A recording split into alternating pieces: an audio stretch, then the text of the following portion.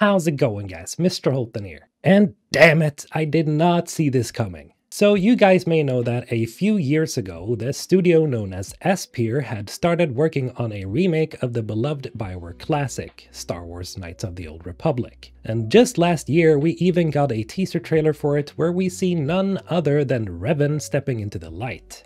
Now, as expected, this no doubt made waves across the internet, and gamers everywhere celebrated this moment, and especially old fans of the original game. And knowing that this was the franchise that made Mass Effect a possibility, I myself especially was looking forward to playing this game. But unfortunately, we'll have to wait for an indefinite amount of time. In worst case scenario, this may be a game that will never come out at all.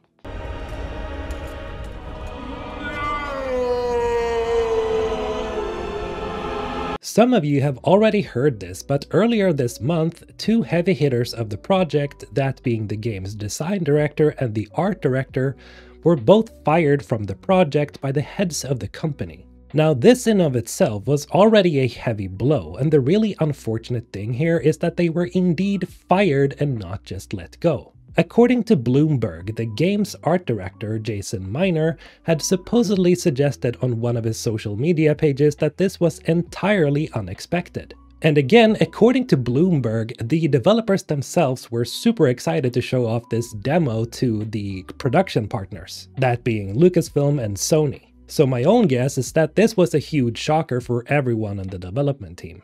It was also stated by someone familiar with the discussions that the amount of time and money that had gone into the project at this time was disproportionate to where Aspyr wanted the game to be at this point. Which could mean that Aspyr either wanted the game to be out as soon as possible and that they were rushing the developers, which wouldn't be a good thing, or maybe the development just hadn't gotten anywhere at all. But to be honest, I'd rather have them take their time with this game instead of rushing it out, you know, in order to make it as good as possible. But hey, in any case, Aspyr hasn't stated themselves what the reason was, so I guess we'll have to take their words for it.